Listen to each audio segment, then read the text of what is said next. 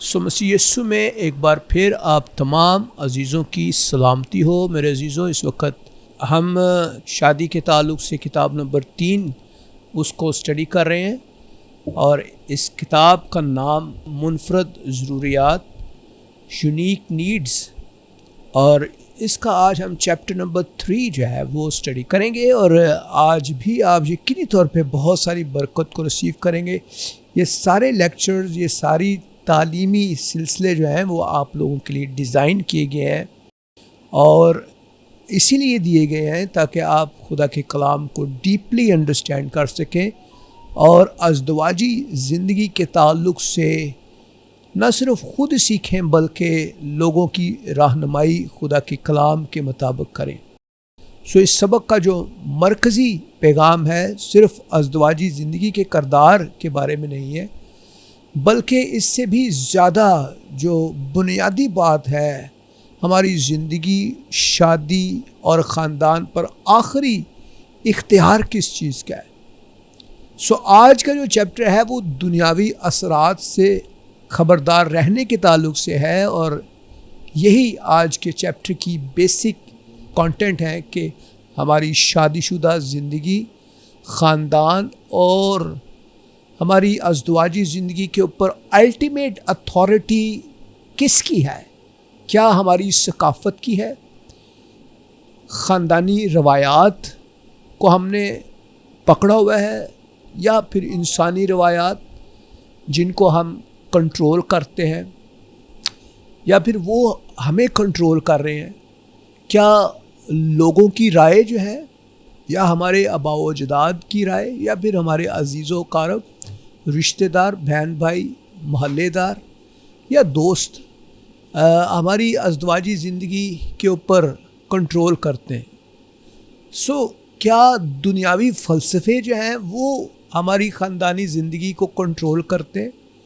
نفسیات یا انسانی عقل جو ہے ہماری زندگی کو کنٹرول کرتی، یا پھر خدا کا کلام ہماری زندگی کو کنٹرول کر رہے ہیں؟ خدا کا کلام جو ہے ہماری زندگی، شادی اور خاندان کے لیے ایک آخری اور حتمی معیار ہونا چاہیے۔ سب سے پہلے امپورٹنٹ چیز آج کے اس چیپٹر کی ہے، آج کا جو خاص پیغام ہے یہ ہمیں دنیاوی اثرات اور ثقافتی روایات اور انسانی تعلیمات کو خدا کے کلام کی روشنی میں جانچنے کے لیے آج کا چیپٹر ہمیں دیا گیا ہے۔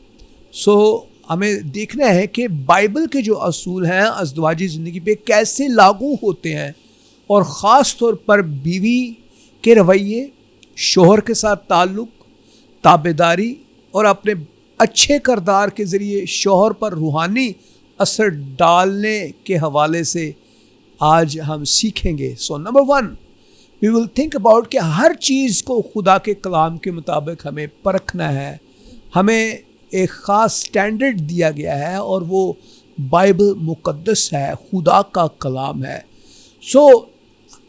ہم میں سے ہر شخص کسی نہ کسی کلچر کے ساتھ جڑا ہوا ہے۔ کچھ لوگ پاکستانی کلچر، انڈین کلچر، یا عربک کلچر، یا پھر افریقن کلچر کے ساتھ، اور یا پھر وہ امریکن یا یورپین کلچر کے ساتھ زندہ رہ رہے ہیں۔ جو بھی آپ کا خاندان ہے یا خاندانی ماحول میں آپ بڑے پلے ہیں، یہ ساری چیزیں اس لیے ہیں کہ جو چیزیں ہمارے ماحول سے ہمیں ملی ہیں انہیں سے ہی ہمارا بچپن جو ہے وہ ڈیولپ ہوا ہے، ہمارا ذہن ڈیولپ ہوا ہے۔ ہم یہ کہتے ہیں کہ ہمارے ہاں تو ہمیشہ ایسا ہوتا ہے، یا پھر ہمارے ہاں ویسا ہوتا ہے، ہمارے کلچر میں تو یہ ایسا ہوتا ہے۔ لیکن مسیحی زندگی کا سوال یہ نہیں ہے کہ ہمارے ہاں ایسا ہوتا ہے۔ مسیحی زندگی کا مطلب ہے کہ ہمارے ہاں کیا ہونا چاہیے، ہمارے ہاں کیا ہوتا ہے، یعنی خدا کا کلام جو ہے وہ کیا کہتا ہے۔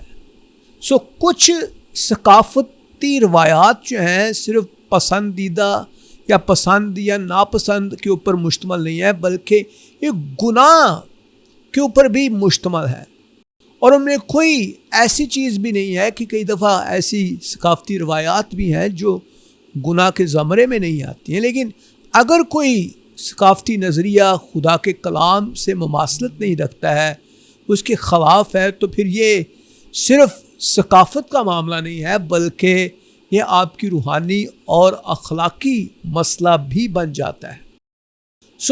خدا کا کلام جو ہے، اگر آپ یہ سایہ کی کتاب میں دیکھیں، سایہ 8ویں باب میں اس کی 20ویں آیت میں لکھا ہے، شریعت اور شہادت پر نظر کرو۔ ہمیں خدا کے کلام کے اوپر جو ریالٹی ہے، جو آپ کو ایک ٹیسٹ منی دے رہی ہے، اور کلام میں 2 تیموتھیوس 3 باب اس کی 16ویں آیت بیان کرتی ہے کہ ہر ایک صحیفہ جو خدا کے الہام سے ہے، تعلیم اور الزام اور اصلاح اور راست بازی میں تربیت کرنے کے لیے فائدہ مند بھی ہے، تاکہ مرد خدا کامل بنے اور ہر ایک نیک کام کے لیے بالکل تیار ہو۔ خدا کا کلام جو ہے، یہ ہمارے قدموں کے لیے چراغ ہے، ہماری راہ کے لیے روشنی ہے۔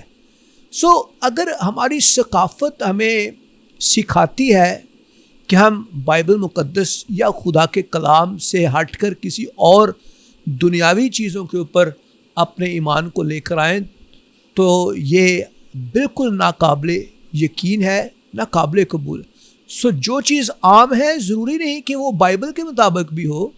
جو چیزیں ہمیں بچپن سے ملی ہیں یا سکھائی گئی ہیں، ضروری نہیں ہے کہ وہ خدا کے کلام کے اندر بھی ویسا ہی لکھا ہوا ہے یا وہ کلام کے اندر سے لی گئی۔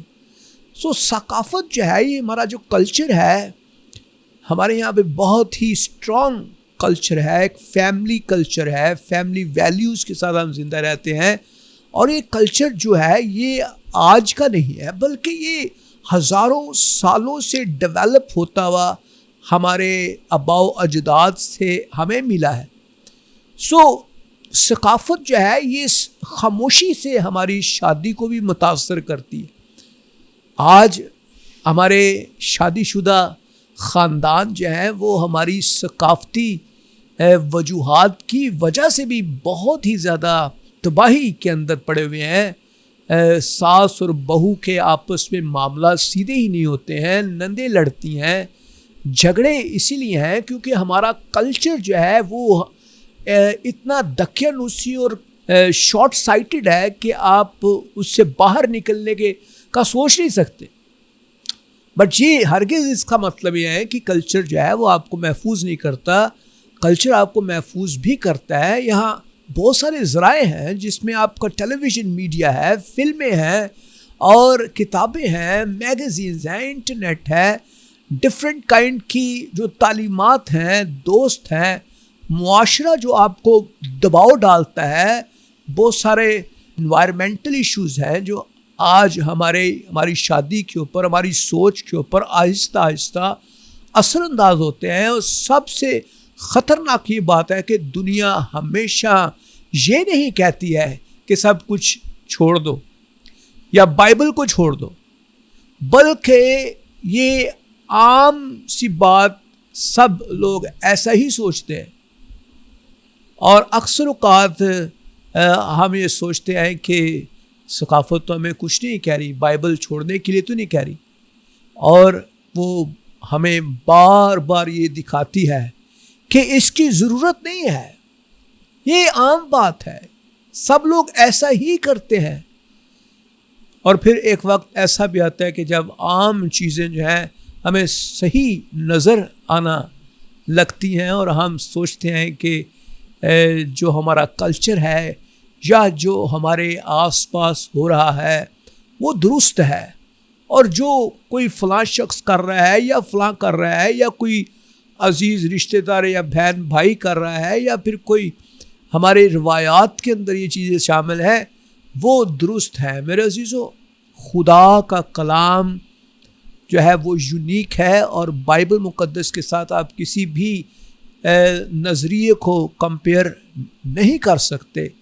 خدا کے کلام میں لکھا ہے رومیو 12:2 میں کہ اس جہان کی ہم شکل نہ بنو، بلکہ عقل نہیں ہو جانے سے اپنی صورت کو بدلتے جاؤ تاکہ خدا کی نیک اور پسندیدہ اور کامل مرضی تجربے سے معلوم کرو۔ ہمیں اس جہان کی مانند نہیں بننا ہے، یہ جہان جو ہے یہ اس کی اپنی ایک فلسفی ہے، اپنا کلچر ہے، اپنی روایات ہیں.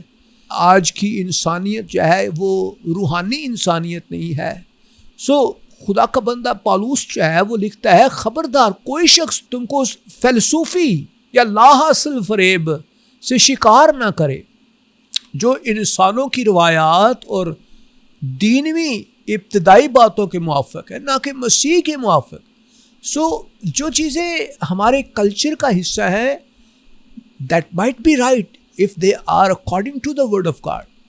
لیکن اگر آپ دیکھتے ہیں کہ یہ صرف محض ایک فلسفہ ہے، یہ محض ایک سوچ ہے، یہ لا حاصل فریب ہے جو ہماری انسانوں کا بنایا ہوا مین میڈ تھنکنگ ہے یا مین میڈ فلسفی ہے، وہ دنیاوی ہے. اور ان ابتدائی باتوں کے اوپر جب انسان اتنا ریویلڈ نہیں تھا، انسان اتنا زیادہ ایجوکیٹڈ نہیں تھا اور بائبل مقدس کو جانتا نہیں تھا، خدا کے کلام سے ناواقف تھا، یہ تب کی باتیں ہیں. سو میرے عزیزو، جب تک آپ ایک تالاب میں، ایک گندے تالاب میں اس مچھلی کی مانند بیٹھے ہوئے ہیں جو گندے تالاب کے اندر اپنے آپ کو سوچتی ہے کہ یہ جو پانی جس پہ میں زندہ ہوں وہ صاف ہے، تو وہ اس کے لیے صاف ہی ہے کیونکہ اس نے کبھی صاف پانی کا تجربہ ہی نہیں کیا ہے. جب آپ صاف پانی دیکھیں گے ہی نہیں تو آپ کو صاف پانی کا کیسے پتہ چلے گا کہ پانی صاف کون سا ہوتا ہے؟ آپ تو اس تالاب کے اندر جو گندا ہے، جو بدبودار ہے اور جو ناکارہ ہے، پینے کے قابل نہیں ہے، آپ اس میں زندگی گزار رہے ہیں اور آپ سوچتے ہیں کہ یہی صاف اور شفاف پانی ہے. سو آج بہت سارے لوگ ثقافتی نظریات کو لے کر اپنی شادی شدہ زندگی کو برباد کر رہے ہیں. اور میں نے دیکھا ہے کہ بہت سارے لوگ اپنے آپ کو صرف اس لیے اپنی بیوی کو یا اپنے خامند کو یا اپنے بچوں کو یا اپنے گرینڈ پیرنٹس یا اپنے پیرنٹس کو نشانہ بناتے ہیں کیونکہ ان کا کلچر جو ہے وہ ان کی اجازت دیتا ہے. سو میرے عزیزو، کیا خدا بھی آپ کو یہی کہہ رہا ہے؟ بائبل سے پوچھیں، بائبل جو ہے وہ آپ کو جواب دیتی ہے. صرف مانوس ہونا سچے ہونے کی دلیل نہیں ہے. آپ جانتے ہیں، ہو سکتا ہے آپ کے بچپن سے آپ کو یہ تعلیم ملی ہے یا پھر آپ کے آباء و اجداد ایسا کرتے رہے ہیں، لیکن اس کا ہرگز یہ مطلب نہیں ہے کہ وہ سچائی کے اوپر مبنی ہے. سو مذہبی روایات بھی خطرناک ہو سکتی ہیں، اور یہ سبق جو ہے جو آج کا جو ہم سیکھ رہے ہیں، جو پروگرام جس تعلق سے میں نے ڈیزائن کیا ہے، وہ صرف دنیاوی ثقافت سے خبردار نہیں کرتا بلکہ مذہبی ریچول سے بھی ہمیں وہ خبردار کرتا ہے، مذہبی روایات سے بھی ہمیں جو ہے وہ خبردار کرتا ہے. سو ہم دیکھتے ہیں اعمال 17:11 میں جب بیریہ کے مسیحوں کی تعریف اس لیے کی گئی کہ جب پالوس نے تعلیم دی اور انہوں نے فوراً ہر اس بات کو قبول کیا، اور وہاں لکھا ہے یہ لوگ جو تھیسلونیکے کے یہودیوں سے نیک ذات تھے، انہوں نے بڑے شوق سے کلام کو قبول کیا اور روز بروز کتاب مقدس میں تحقیق کرتے تھے کہ آیا یہ باتیں اسی طرح ہے. سو انہوں نے روزانہ صحائف کے اوپر تحقیق کرنا شروع کی، ان کو جاننا شروع کیا کہ واقعی جو باتیں ہم نے خدا کے بندہ پالوس سے سنی ہیں وہ واقعی درست ہے، واقعی وہ انسانی سوچ اور سمجھ اور لاجکس کے اوپر پوری اترتی ہے. کیا انسانی لاجک یا انسانی دماغ کے ساتھ وہ سنک ہوتی ہے؟ سو ہر روز وہ بائبل مقدس کے اوپر تحقیق کرنے لگے ہیں. اور ہمیشہ یاد رکھیں کہ کوئی بھی استاد ہے یا واعظ کرنے والا ہے وہ آخری اختیار نہیں رکھتا ہے، خدا کا کلام آخری اور الٹیمیٹ اتھارٹی رکھتا ہے. اگر کوئی پاسٹر ہے یا بائبل کا ٹیچر ہے، عالم ہے، مصنف ہے، والدین ہو سکتے ہیں، مذہبی رہنما ہو سکتے ہیں، کوئی بات بھی وہ کہتے ہیں، تب بھی اسے خدا کے کلام سے آپ کو جانچنا ہے، تحقیق کرنی ہے اور جاننا ہے کہ کیا واقعی یہ بات جو میں خدا کے خادم کے منہ سے سن رہا ہوں کیا وہ بات ٹھیک ہے، کیا لاجیکل ہے، ببلیکلی اس کا کوئی حوالہ ہمیں ملتا ہے، ببلیکل کلام یا پھر لاجک اس کو یا ریزن. سو یہ ساری چیزیں ہمیں ملتی ہے. سو کلام میں لکھا ہے سب باتوں کو آزماؤ، سب باتوں کو ٹیسٹ کرو اور جو اچھی ہو اسے پکڑے رہو. جو ببلیکل ہیں، جو اسٹرانگ ہیں، جو کلام کے مطابق ہے، ان کو آپ نے ٹرائی کرنا ہے، ان کے اوپر تحقیق کرنی ہے. میرے عزیزو، اگر آپ کو میں 100 روپے کا نوٹ دے دوں اور اس 100 روپے کے نوٹ کے ساتھ آپ کوئی چیز خریدنے جائیں تو آپ کو یہ پتہ چلے کہ یہ نوٹ جو ہے یہ تو جعلی ہے. وہ کیسے پتہ چلا ہے؟ کیونکہ جس بندے کے پاس ہو گیا ہے وہ اس نوٹ کو اچھی اور اس کی جو نظر ہے وہ اس کو پرکھتا اور وہ جانتا ہے کہ اصلی نوٹ کون سا ہے اور نقلی کون سا ہے.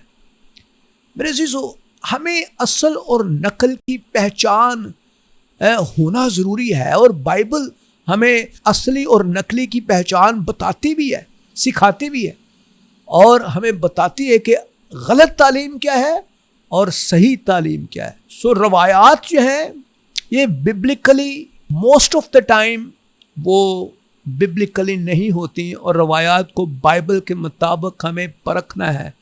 بائبل کے ذریعے ہمیں ان ٹریڈیشنز کو، ان ریچولز کو، اور وہی چیزیں جو ہمارے آباء و اجداد سے چلی آ رہی ہیں کیا وہ ببلیکلی وہ ٹھیک ہے، جو ہماری شادی شدہ زندگی کے اوپر اپلائی ہوتی ہے. آج ہمارے معاشرے میں اور بہت سارے معاشروں کے اندر شادی جب ہوتی ہے تو بہت سارے روایات، رسم و رواج کیے جاتے ہیں، اور آج ہم بھی اپنی شادیوں کے اندر دیکھتے ہیں کہ ماں باپ جو ہیں وہ مختلف طرح سے مختلف جو ہیں وہ رسمات کرتے ہیں. بہت ساری رسومات جو ہیں وہ غیر مذاہب سے ہمیں ملتی ہیں.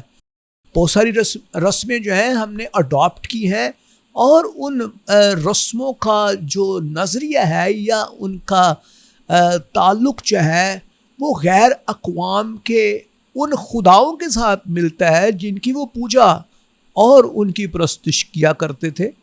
سو روایات جو ہے وہ ببلیکلی ان کو ٹیسٹ کرنا ضروری ہے، پرکھنا ضروری ہے.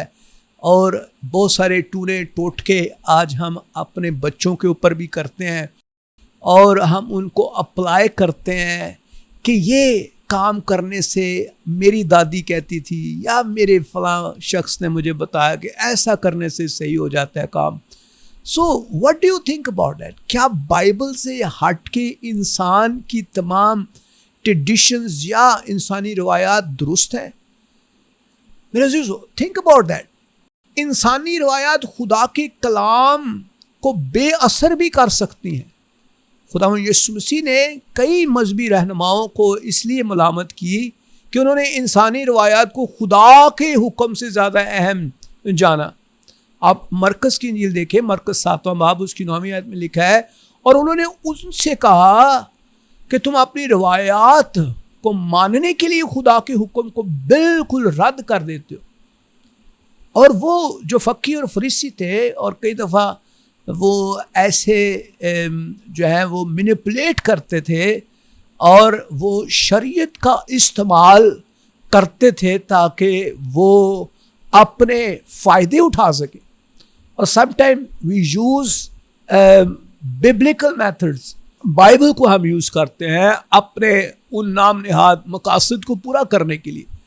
سو میرے عزیزو، بائبل جو ہے وہ ایک حقیقی کتاب ہے، سچی کتاب ہے، اور کلام ہمیں سکھاتا ہے کہ بھی ان روایات کو جو ہے ماننے کے لیے خدا کے حکم کو نہیں توڑنا. خدا کے حکم جو ہے وہ الٹیمیٹ ہے، وہ لا تبدیل ہے، وہ تبدیل نہیں ہوتے ہیں.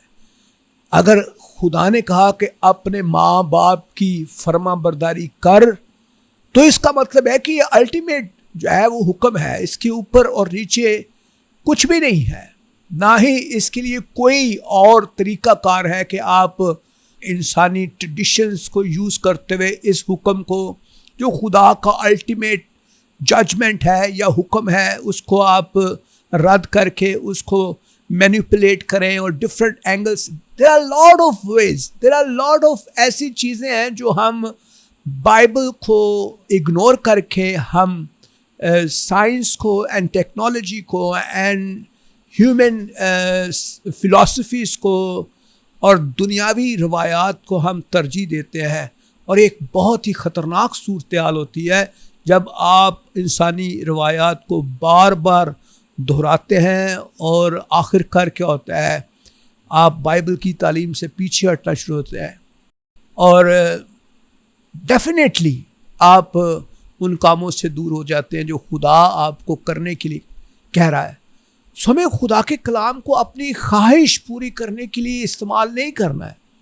آپ دیکھیں کہ ہمارے یہاں پہ اگر کسی نے شراب پینی ہے تو ہم یہ کہہ دیتے ہیں کہ جی دیکھیں خداوند یسوع مسیح جب کانا گلیل کی شادی میں گئے تو انہوں نے بھی تو شراب بنائی اور وائن بنا کر ان کو دی. اور بہت سارے اور بھی حوالے ہم دیتے ہیں کہ بنی اسرائیل قوم بھی شراب پیتے تھے, اور اسی طرح بہت سارے نبی, رسول, پیغمبر, اور ان کے حوالے دے کر ہم اپنے جواز کو درست ثابت کرنے کی کوشش کرتے ہیں. سو خدا کے کلام کو ہماری خواہشات, خیالات اور رویوں کو تبدیل کرنے کے لیے ہمیں استعمال نہیں کرنا ہے. Bible is a very very straight forward word of God, اور اس کے آگے پیچھے ہم کچھ بھی نہیں لگا سکتے.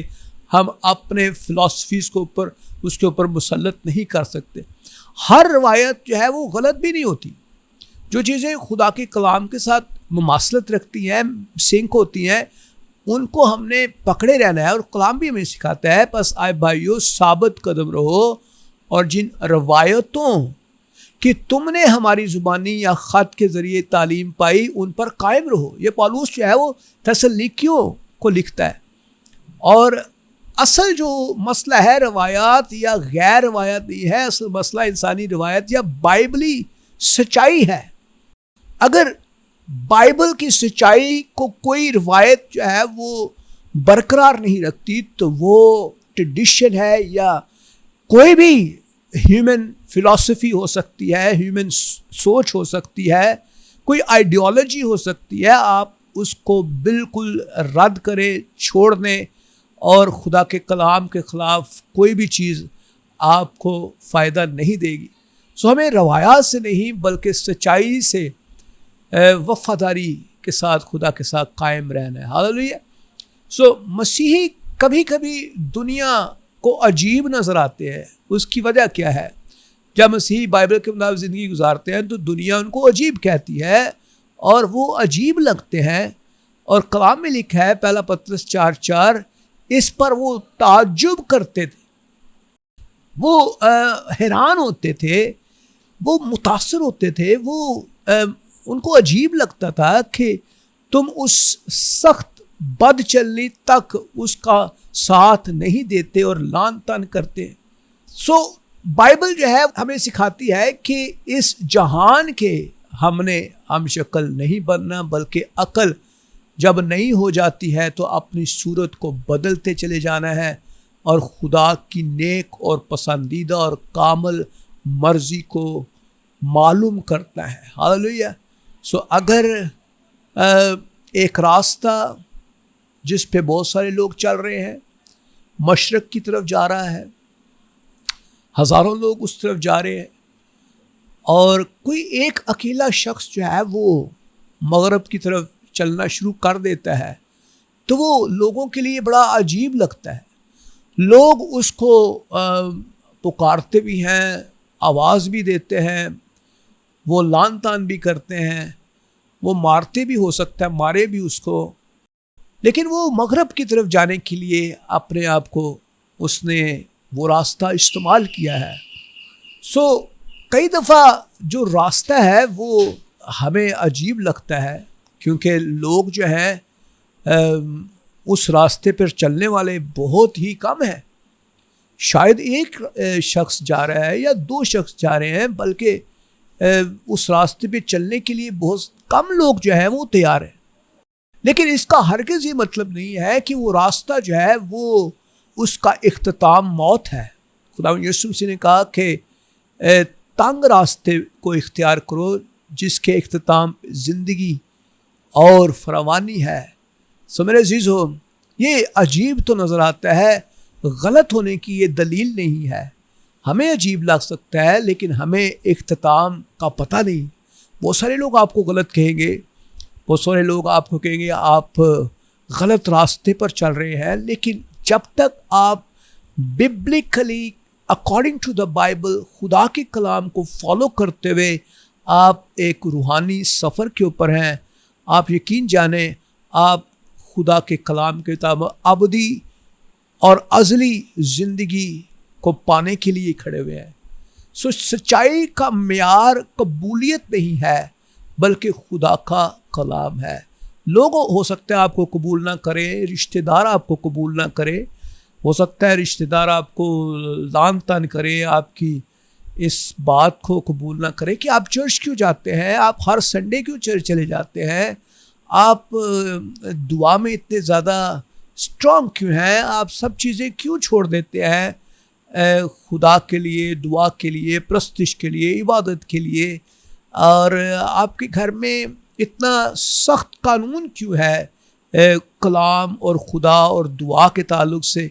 سو میرے عزیزو، یہ بہت ضروری ہے کہ ہمیں اپنے راستے کا تعین کرنا ہے.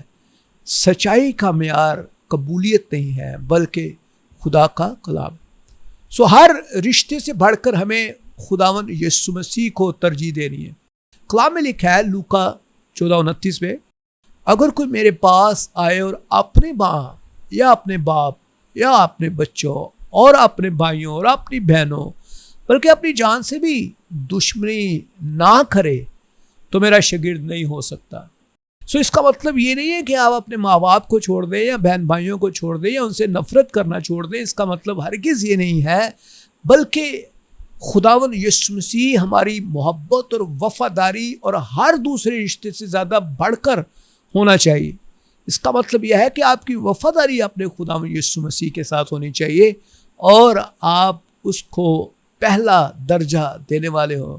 سو میرے عزیزو، ہمیں اپنے ماں باپ سے زیادہ اپنے خداوند یسوع مسیح کو ترجیح دینا ہے. اگر آپ کا باپ آپ کو غلط راستے پہ لے کر چلتا ہے یا آپ کی ماں جو ہے آپ کو دھاگے تعویذوں کا راستہ دکھاتی ہے، یا آپ کا کوئی رشتہ دار جو ہے وہ آپ کو جسے آپ بہت عزیز لگتے ہیں یا پھر آپ سے وہ بہت پیار کرتا ہے آپ کو کوئی غلط مشورہ دے دیتا ہے یا پھر کوئی ایسا راستہ دکھاتا ہے جو ببلکلی نہیں ہے، تو پھر آپ کو کیا کرنا ہے؟ میرے عزیزو، خدا کے کلام میں ہمیں ملتا ہے کہ ہمیں خداوند یسوع مسیح کے مطابق زندگی گزارنی، اور کلام ہماری کسوٹی ہے، خدا کا کلام ہماری بنیاد ہے، اور خدا کا کلام ہی ہمارا واحد اکلوتا راستہ ہے.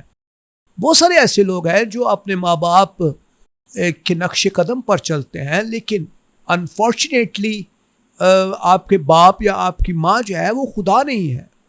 اگر آپ میچور ہیں، اگر آپ پڑھ سکتے ہیں، آپ بالغ ہیں، تو پھر آپ کو خدا کے کلام کو پڑھنے کی ضرورت ہے، بائبل کے سٹینڈرڈز کو فالو کرنا چاہیے. ٹھیک ہے؟ سو ہم مسیحی ہونے کے ناطے سے مسیحی خاندان جو ہے مسیح کے ارد گرد تعمیر ہوتا ہے، نہ کہ ہم اپنے خاندان کو ہم نے خداوند یسوع مسیح کے ساتھ جو ہے سنکرونائز کرنا ہے. مسیح کو خاندان کی خواہشات کے مطابق نہیں ڈھالنا، ہم نے خداوند یسوع مسیح کے گرد اپنے آپ کو تعمیر کرنا ہے.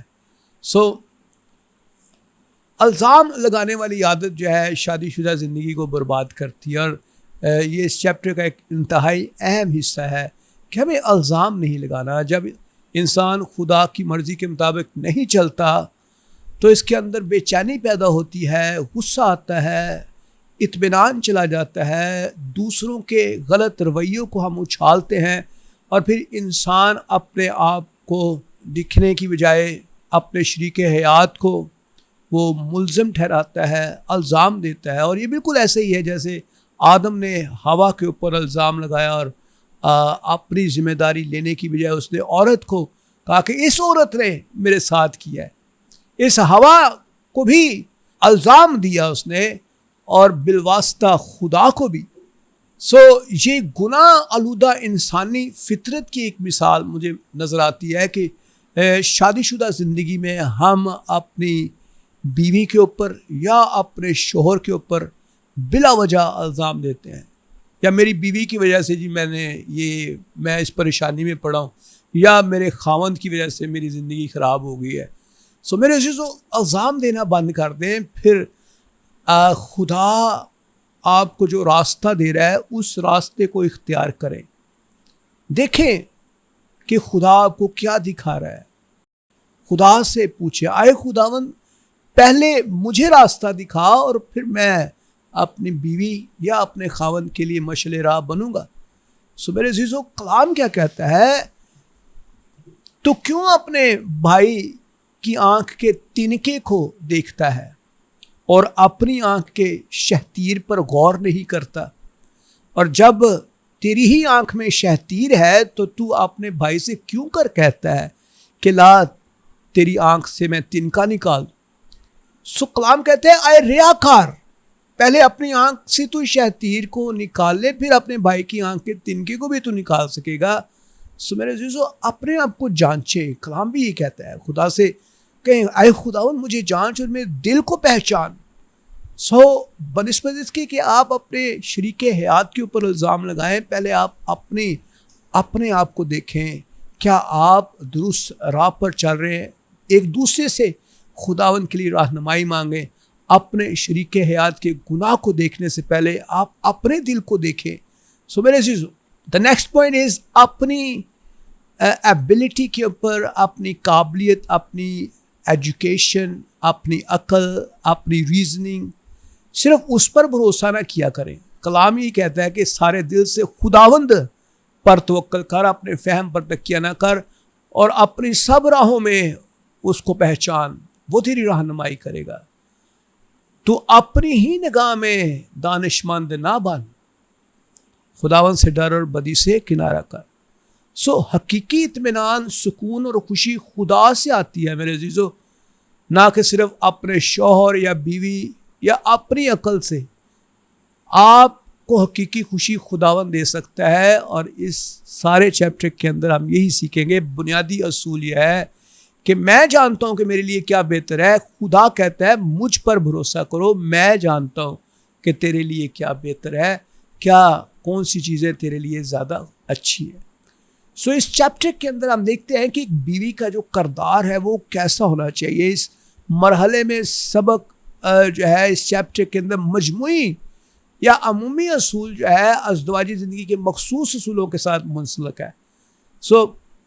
بیوی کے لیے تابعداری ضروری ہے، شوہر کا احترام ضروری ہے، اچھا رویہ رکھنا ضروری ہے، خدا پر بھروسہ رکھنا ضروری ہے، شوہر پر روحانی اثر رکھنا ضروری ہے.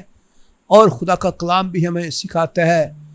پہلا پتر 3 باب ہم دیکھتے ہیں کہ ہمیں شوہر کے لیے کہا گیا کہ اگر شوہر خدا کے کلام کی فرما برداری نہ کرتا ہو تب بھی ایک نیک بیوی اپنے رویے، اپنے کردار اور خدا پر بھروسے کے ذریعے خدا کی مرضی کے مطابق اس کو چلنے کے لیے اس کو جو ہے تعلیم دے سکتی ہے، اور وہ اپنے شوہر کو خداوند کے پاس لے آتی ہے. بائبل کی جو تعلیم ہے اس کے اندر تابعداری بہت ہی زیادہ ضروری ہے. بائبلی تابعداری کا مطلب ہرگز یہ نہیں ہے کہ آپ خدا پر بھروسہ کرنا بند کر دیں، ٹھیک ہے. اور خدا پر بھروسہ جو ہے ہماری اولین امپورٹنس ہونی ضروری ہے.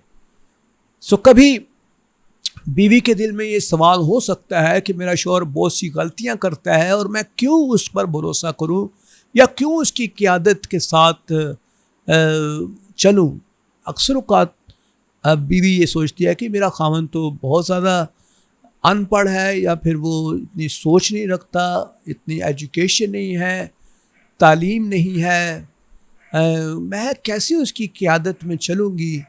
سو میرے عزیزو، اصل بھروسہ جو ہے وہ آپ نے اپنے خاوند پر نہیں کرنا، بلکہ آپ نے خداوند پر اپنا بھروسہ لگانا ہے۔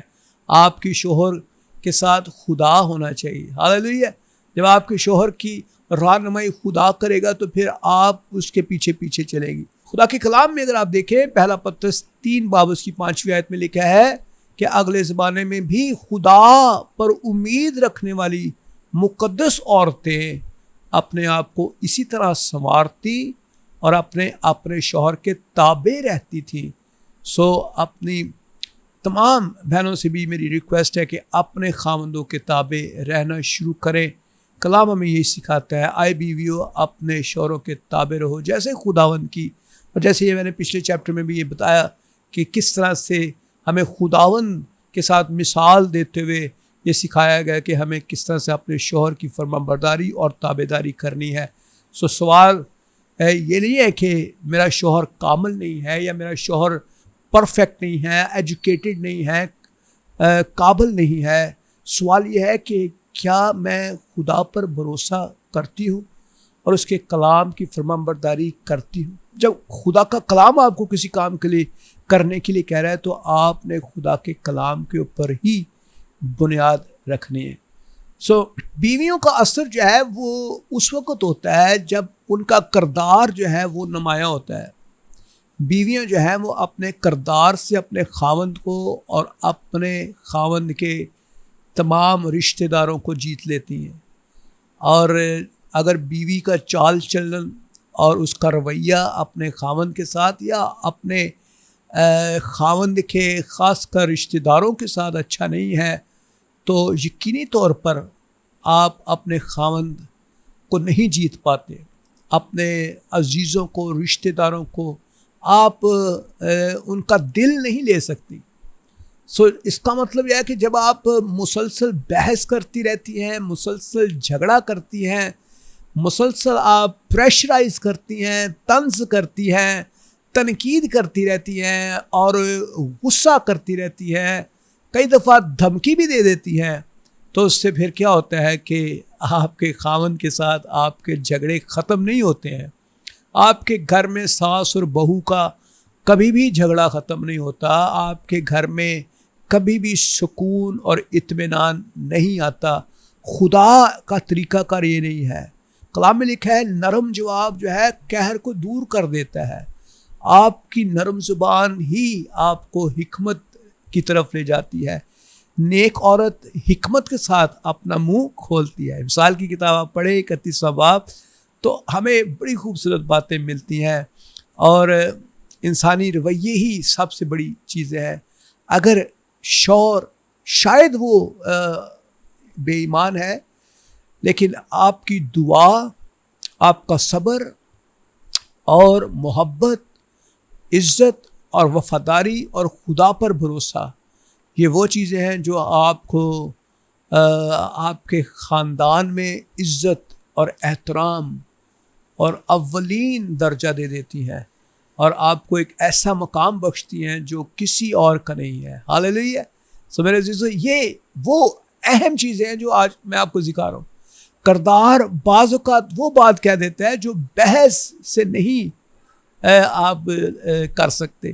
بحث کرنے سے نہایت دل آزاری ہوتی ہے، رنجشیں پیدا ہوتی ہے، دل خراب ہوتا ہے، لیکن جب آپ کا رویہ ایسا رویہ جس کے اندر آپ کچھ نہ کہے ہوئے بھی دل کو جیت لیتی ہیں، تو یہ ایسی زبان خدا پسند کرتا ہے۔ سو تابع داری کا مطلب یہ نہیں ہے کہ آپ کنٹرول کرنا شروع کریں یا پھر مینیپولیشن جاری کر دیں یا جوڑ توڑ شروع کر دیں۔ اس کا ہرگز یہ مطلب نہیں ہے کہ آپ غصے سے دباؤ ڈالنا شروع کر دیں۔ سو بائبل جو ہے وہ تابع داری کا مطلب ہرگز یہ نہیں لیتی ہے کہ بیوی جو ہے وہ پریشرائز کرے، دھمکی دے یا طنز کرے یا مسلسل تنقید کرے، ناراض ہو کر گھر سے نکل جائے، شوہر کو جذباتی طور پر ایموشنلی بلیک میل کرے، کنٹرول کرے۔ سو یہ چیزیں جو ہیں وہ ابلیس کی طرف سے ہیں، اور خدا کا کلام ہمیں سکھاتا ہے کہ کوئی گندی بات تمہارے منہ سے نہ نکلے، وہی جو ضرورت کے موافق ترقی کے لیے اچھی ہو اور سننے والوں پر فضل ہو۔ ہاللیلویہ۔ سو تمہارا کلام ہمیشہ فضل کے ساتھ ہونا چاہیے، ہاں کے ساتھ ہونا چاہیے، اور جہاں نہ ہے وہاں نہ کے ساتھ ہو۔ سو میرے عزیزو، ہمیں کیسے جیتنا ہے؟ ہمیں لوگوں کو عزت کے ساتھ، پیار کے ساتھ، حلیمی کے ساتھ جیتنا ہے۔ یہی خدا چاہتا ہے۔ خدا فرما برداری چاہتا ہے۔ خدا چاہتا ہے ایک بیوی دعا کرنے والی ہو، اچھا کردار دکھانے والی ہو، حکمت سے چلنے والی ہو، اور وہ اپنے شوہر کو کے دل کو مجبور کر لیتی ہے کہ وہ آگے بڑھے۔ کلام ایک بڑی خوبصورت آیت بیان کرتا ہے۔ خدا کے کلام میں پہلا کرنتھیوں 3 باب اس کی 6 آیت میں لکھا ہے، میں نے درخت لگایا اور اپلوس نے پانی دیا، مگر بڑھایا خدا نے۔ دیکھیں، آپ پانی دینے والے تو ہو سکتے ہیں، آپ لگانے والے بھی ہو سکتے ہیں، لیکن بڑھانے کا جو ذمہ ہے وہ آپ کا نہیں ہے۔ بڑھانا جو ہے وہ خدا نے ہے، خدا اس کا ذمہ دار ہے۔ خدا خود ہی بڑھانے کی تمام تر کام کرتا ہے۔ پس لگانے والا جو ہے کوئی چیز نہیں ہے، نہ پانی دینے والا کوئی چیز ہے، مگر خدا جو بڑھاتا ہے وہ سب سے الٹیمیٹلی اتھارٹی رکھتا ہے۔ تو آپ اتنی ٹینشن نہ لیں کہ آپ نے اب وہ بڑھانے کی بھی ذمہ داری لے لی ہے۔ آپ نے صرف دعا کرنی ہے، آپ نے جو میں نے کہا ہے اس کے مطابق زندگی گزارنی ہے۔ سو ہماری ذمہ داریاں جو ہیں وہ فرمانبرداری کے اوپر ہے۔ دلوں کو بدلنا خدا کا کام ہے، یہ خدا کرتا ہے۔ خدا ہی جس کو چاہتا ہے وہ بدلتا ہے۔ اور اگر ساری دنیا ہی مسیحی ہو جائے تو پھر جہنم میں کون جائے گا؟ مجھے بتائیں۔ جہنم جو ہے وہ ان لوگوں کے لیے بنی ہے جو ابلیس کے ساتھی ہیں۔ ابلیس کے ساتھ وہ جہنم میں الٹیمیٹلی جائیں گے۔ خدا نہیں چاہتا کہ وہ جہنم میں جائیں، لیکن بہت سارے لوگ جو ہیں جہنم کے لیے بنائے گئے ہیں، اور بہت سارے لوگ جو ہے جہنم میں جائیں گے، اور یقینی طور پہ ابلیس کے ساتھ جہنم میں جائیں گے۔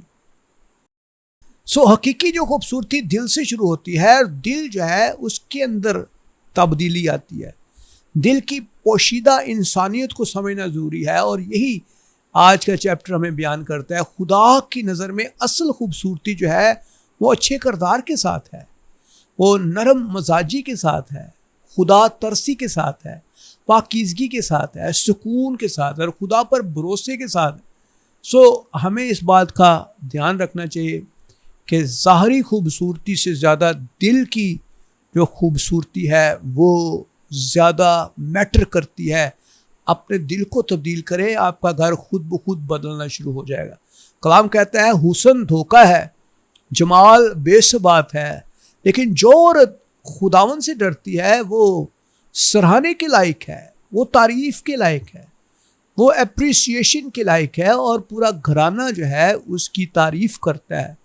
سو انسان تو ظاہر پر جاتا ہے، ظاہری خوبصورتی دیکھتا ہے، لیکن خدا جو ہے میرے عزیزو دلوں کو پرکھتا ہے، اور خدا دل کی تمام باتوں کو جانتا ہے۔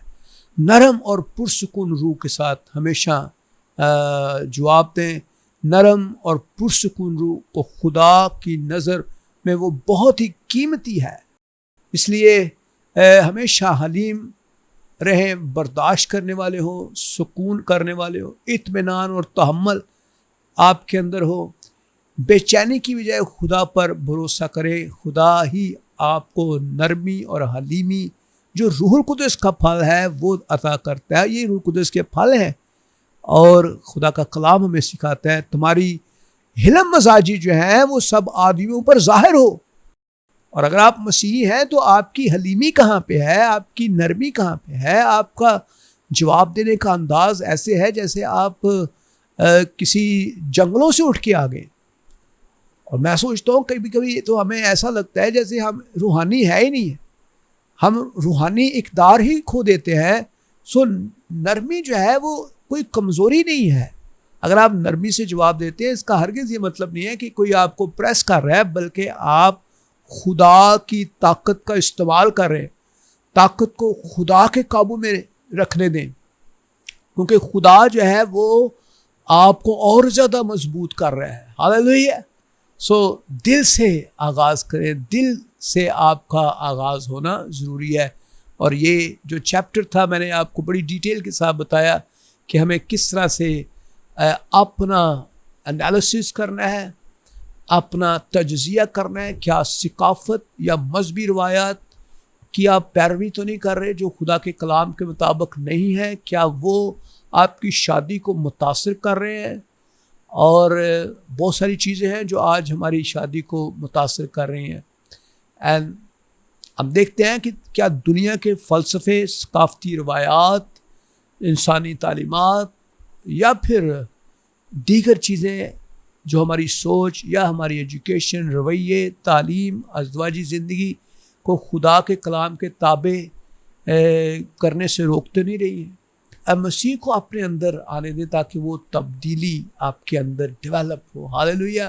سو اصل مقابلہ شوہر اور بیوی کے درمیان نہیں ہے. اصل مقابلہ جو ہے وہ دو مختلف سوچوں کے درمیان ہے کہ ہم نے ثقافت کو رکھنا ہے، کلچر کو رکھنا ہے، یا پھر ہم نے خدا کے کلام کو رکھنا ہے. So maybe you are in this stage, maybe you are in this kind of a thinking. لیکن آج کا جو چیپٹر تھا، آج کی جو میسج ہے، غالباً شاید آپ کو اس بات کی سمجھ آئی ہے کہ what I am going to say to you and what is actually خدا آپ کی زندگی سے کیا چاہتا ہے، خدا کیا کرنا چاہتا ہے. Now this is the end of this chapter. I hope کہ آپ کو یہ اچھا لگا ہوگا. خداوند میں ایک بار پھر آپ کی سلامتی ہو.